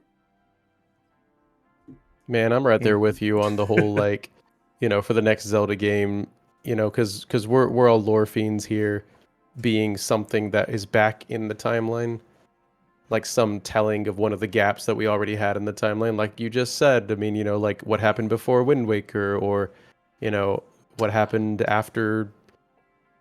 Yo, Actually, I just lost my Upsilon train of thought. Dreams Upsilon, and I Dream- know, bringing up I was Valley like, of the yo, I was Flood. about to say that. Upsilon bringing up HMK. Valley of the Flood. That was No, my Upsilon is favorite. Listen, I Dude, wanted man, that that was- game to be real. Okay, you do not understand. Yes, I'm right. You I'm do right. not I'm right. understand. I'm right with you. Like Valley of the Flood. Yo, Epsilon, you just my god. I'm going through like a, what do you call it? I'm going through like a nostalgia seizure right now. You just gave me the Doctor Strange treatment. I'm like, whoa. Valley of the Flood was an April Fool's joke? Was it April Yeah. Fool's, or was it just a hoax? It was like just a hoax. I didn't think it It's was just a connected. hoax. Yeah, I don't think it was connected with April Fool's Law, but that hoax was that hoax had was me by the- the balls. Like, It was the best game concept. Man. It was the best Zelda concept ever. Nintendo hasn't come up with anything even close to as cool as Valley of the Flood. yeah, Valley of the Flood. That's crazy. Damn. Also Gimme. known as Project Deluge. Yeah. Part of delusional. And it was intended to be a steampunk-oriented environment. And I Yep. love steampunk. Steampunk Zelda would go so I hard. still remember the concept art And it in my was a head Link. right now. Like, It was a Link that wasn't Link. It was just like someone who thinks they're Link. yeah. Like Whoa. I want that so bad. I want Nintendo to make And in a the Zelda end, they that doesn't died have because they Link. get flooded. They thought they were the hero the whole time, but all they did was like stop the inevitable. And no, Wait, so they delayed somebody the just, inevitable. like Good. leaked the whole not story or what? It's not a game. When they didn't come out with Valley of the Flood, when that was like a hoax, and I was just like, guys, let's all go play Okami in protest of Nintendo not coming up with cool Zelda stories. Like, this is what I want, I want creativity and originality in the story. I would love And- a steampunk Zelda. Not gonna lie. Like, just something that's not what I expect. Like, Tears of the Kingdom had a more involved and nuanced story, I guess, but nothing unexpected happened. Like, nothing earth-shattering. Like, tell me a story where I'm committed to all the characters and interesting and unexpected things are happening. Things that aren't conventional to Zelda stories. Like Gotcha. other Zelda games. Mhm. Like if Zelda actually stayed a dragon at the end of Tears. That's yeah, the that ending. would have been crazy. It would have set up like for a whole new era of Zelda after that, because from that moment on, Zelda is just this eternal being. a that just watchful. Well, in my exists. opinion, it also would have cemented Nintendo as being able to tell a dramatic, mature story. I mean, Yeah. Because We that got is extremely mature. we got very Majora's dark. Mask and Twilight Princess. Majora's Mask. Hmm. And then, since then it's been like, I And mean, the I'm not the ending of criticizing. Wind Waker was pretty. Oh yeah, ballsy, too. yeah. No, Yeah, the that's whole true. It's just like concept. screw But Hyrule. Wind Waker's Yeah. 22 years old. Or 21 years old. Stop. I don't Yeah, know. 21. It can drink. I'm gonna throw the can drink ball now. over to Zelda Jeff World. I'm gonna throw the ball over to Zelda Jeff World. What are we thinking on the future of Zelda? All right, so first I'm gonna be incredibly basic. Twilight Princess, Wind Waker. They just Yes, please. they have to be for the next Switch, which I'm calling the Super Switch. It is it has to be. I mean, without the actual next Zelda sequel, I think that's the most obvious thing to be. As well as I also want to see show up on it A Link Between Worlds. I want an easier way to play this game on my TV and not have to drag out my 3DS. Or if I want to stream it, not having to get all of these weird contraptions together to stream this stupid game there. So that I desperately want. Were you gonna call the game stupid? I thought you wanted it on the Switch too. Well, Stupid is endearing. whatever, it's stupid until they do that. Wow! I just want to play it on my TV. I feel that. I'm not I feel asking that. too much. Oh man. And yeah, so those three, and then we all kind of maybe assuming that they're not going to go with a Breath of the Wild, Tears of the Kingdom storyline, but maybe they will. Maybe they will do a kind of a third one. Breath in of this the Wild line. 3, baby! Oh my god, please no. Yes, I got you know? one more in me. I got one more in me. And what I'm if they take telling it you. back in time to the first kingdom, the first king? What if they set it there? We kind of hit on that before, but I think that could be a really cool concept to open up a lot of things. I don't know how they do it, but they could. No, And- Jess earlier said Steampunk Zelda, and I'm like, hey, if we get Breath of the Wild 3, yo, fuck everything else. Just have that game take place like 500 years ahead of Tears of the Kingdom in the still the same Hyrule, but they build all this shit. Right? They rediscovered Zonai technology. They're rebuilding it. Yeah, give me peak me that. Hyrule. Peak Yeah. Hyrule. Take me back to when they were first building the Lanayru mines. Mm-hmm. Give me I want a that. whole game in the era where they've got robots Robots. that they know how to use, that they're not Machinations. rediscovering. They That's built not- the robots. That's not And- going to be like infected by Ganondorf's miasma. and we're getting a Zelda movie, whatever, no big deal. Oh yeah. Thought I just threw that in with 3 minutes left. Whatever. But with that being said, I'm gonna throw the ball over to Conrad. Conrad, what do you want to see in the future of Zelda? I'm about to fall asleep here, but Well, we're what I wrapping would up. We're li- wrapping up. What I would like to Sorry for see, being so boring. like what I would see is just something fresh and new for the new system. And if you're gonna continue the Breath and Tears thread, do it for a Hyrule Warriors game, Imprisoning War, and that's that. You Right. complete all the loose threads, and then start anew with a fresh, completely fresh world. Because the emphasis of Zelda is about exploration. It's about discovery. This is why they also had to highlight what was discovery in terms of the caves in Tears of the Kingdom. And I think after Tears of the Kingdom, we need a game where where we have a Zelda unknown, where we just don't know what is behind that horizon, where we don't know what awaits us. Like, this is the thing, we had to go underground or into the sky to experience something brand new that wasn't a cave in Tears of the Kingdom. And I feel like we definitely are owed that by the Zelda team at this point. A fresh new map, a new premise, and then they can decide at a later point and see, maybe we continue with this Link, but in a different land, because of course it's already established, it's popular and so on. But I think maybe it's time to jump into a completely new time period. What the Zelda team does best. Right. Reinvent You're it. based. We've Oh, never gone absolutely. this long with the same Hyrule. Right. Yeah. So I agree.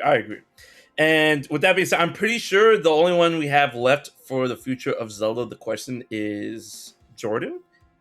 And that'll be a wrap up, Yeah. right? Yeah. All right. I was It'll making be wrap sure. up.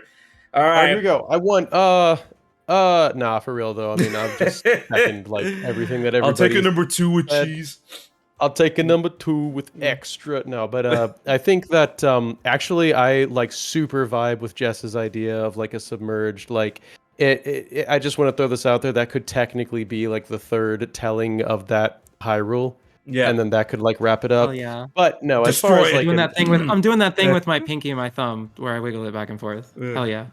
that exactly. We're vibing exactly. on this story We're beat. vibing. Absolutely. Mhm. And then as far as like a new, but obviously, I mean, the best would be just a new take on Hyrule, and then the thing that I appreciate most about these games that I always have. Obviously, I love the puzzles, I love the music, I love everything, but the thing that I've always loved the most is its lore. Its deep, rich themes, its deep, rich connections, and its lack of connections. I love the universe. And so, yeah, I would like to see a game that's maybe, like you guys have already said, back in the founding of Lineru or back before Wind Waker or something like that. As far as gameplay is concerned, I vibe with Monster Maze. A little bit tighter. Maybe. Okay, I'm gonna say this. Maybe Link's not Spider-Man anymore. that would help a lot with puzzles and with the world design. It would also speed it up. So there's that. Yo, give me Zelda Hey, Bloodborne. Elden Ring didn't need it. Just saying. Yeah, that's what I'm saying. Give me Zelda Souls. Give me Zelda Oh, Souls. yeah. They even I have love their steampunk Bloodborne. Right? Which would be poetic because the creators of Dark Souls have said like Ocarina of Time, like Dark Souls. Oh, wouldn't yeah. exist Oh, yeah. Without Ocarina of Time, Mm-hmm. so Yeah. they can return the favor now by taking some notes from Dark Souls. I would love yeah. that. Because there's just certain mechanics that the Souls franchise does very, very well. Everything. And I know Almost I think everything. they've specifically cited like the Souls games as games they've referenced for Breath of the Wild and Tears of the Kingdom. Oh, that's cool. And I can see it with the whole like health bar edition, like world boss type thing where there's a boss just kind of chilling there. That's Right. very Souls-like. The depths were very much like the underground. Oh yeah, Elden in Ring. from Elden Ring. Oh god, I love Elden Ring. Man. What Elden Ring stream when? Oh, I'm Yeah, gonna stream my DLC is second. dropping. I'm gonna stream my second playthrough before Shadow of the Archery comes out. So, Hell yeah. and If you that need a game is second, you let me so know. good. Like everyone in chat, you gotta go play Elden Ring. Man, that game is Yeah, No, you can't bring I can Elden Ring never up beat now while an we're trying to Elden wrap. Ring. I like that they keep Zelda accessible. I love that games like Elden Ring can exist, but I think they're inherently not I super got you. accessible. Oh No, yeah, I it's got yeah, like you. I yeah. love If you Zelda's wanna cheese commitment the game, to I got you. accessibility. Oh yeah, Cheese yeah, okay. exists. Yeah, cheese. All right, feed no, me you know what? You know what? cheese. It's not cheese, Jordan, because that's the beat of Elden Ring. You could build how you want. Because I'm a spellblader, and people's like, "Oh, look, it's cheese," and I'm like, "I Nah, I'm a play how spellblader. I want, man. I'm a red mage. Bro. I'm a spellblader. If Link could cast spells, I would use them and imbue them into my blade." I'm sorry. We're gonna go off the rest a little bit. We got to wrap up. All right. Well, usually when you say that, then people will be like, "Oh, you just want Zelda Dark Souls." Like, no, just take some notes Yeah, from some certain notes. mechanics. Yeah. Inspiration is fine, people. Jeez. I want to Right. be able to roll again. Like Yeah. that was such Breath Rolling. of the Wild Mhm. Link could never. He's too much of a hoppy boy. Hoppy. Spider-Man. He's a very hoppy boy. He's a hoppy boy. Grasshopper. He is a hoppy boy. You know, So the true future of Zelda is a fresh new item, an item that they didn't even put in Breath of the Wild or Tears of the Kingdom, the crossbow. Fresh new Link's item. crossbow training. I could see it. Imagine him like pulling it out, like flipping it sideways, like gangster style, capping a couple bokoblins. Some sunshades just kind of fall out of like the Triforce. I can see Nah. it. That's my final mic drop. And with that, ladies and gentlemen, thank you all so much for being on this explosive episode of The Fifth Dimension. But of course, I can't hold my guests for too much longer, and we must leave you. But thank you so much, once again, everyone here on the panel. Before I toss you all to the wind, let them tell you where you can find them. Let's start with Bandit. Where can they find you? Find me on YouTube under Bandit Games. Also, I just wrote a book, A Link to Success. Look it up. alinktosuccess.com. It's a Zelda book. Wait, what? Yeah, Yeah, the book that's in the Discord. the book's in the Discord. No, he was like Oh. downstairs or somewhere. Oh, okay. Yeah, I was down. No, if I'm plugging something, it would be the book at this point. Yeah. Everybody knows that I'm on YouTube. Go buy the book. Go to That's the dope. Or at least just look at the website. It's pretty. I could never. The author did that.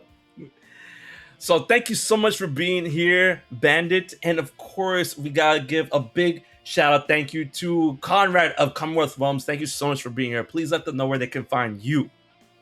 Yeah, definitely on YouTube, Twitch. I can't, don't call it X. Come on, guys. It's It's Twitter. mainly there. Yeah. YouTube for the videos, Twitter for everything in between. It's Common Realm on Twitter, and it's Commonwealth Realm on YouTube.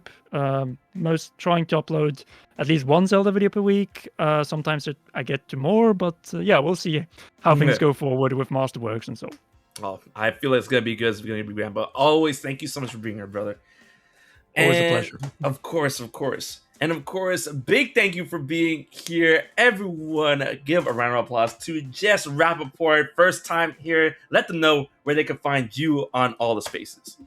Yeah, of course. I didn't even introduce, for those who don't know, I'm the owner of Zelda Universe. You can find Zelda Universe as at Zelda Universe on Twitter. You can find me as at Golden Chaos on Twitter and Jess Rappaport on Twitch. So thanks, guys. Of It course. was great to be here. Oh, I can't wait to see more of you in future episodes. So with that being said, Monster Maze, let them know they can find you. Once again, thank you so much for being here, brother. Oh, thanks for having me, man. It's the fact that you called me a veteran of the fifth dimension was already like, oh yeah, I've actually been here quite a while. Like the first time I was so excited coming here, and now I'm a veteran. And he's still excited.